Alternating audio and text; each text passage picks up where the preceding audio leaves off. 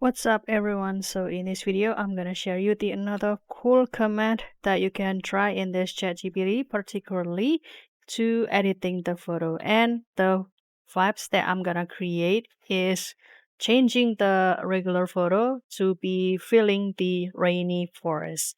So you can activate this create an image first. And if you wanna try this command, always start it with the slash and type this rainy forest, and after that you can upload your picture into this section.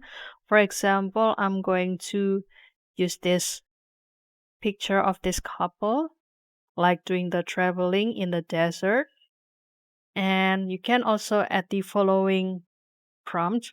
For example, change this couple pic into feeling the rainy forest, for example, like this. And after that, you can simply click this send prompt or generate it and kindly wait for the result. And then after waiting for a while, he's gonna be the final look, guys.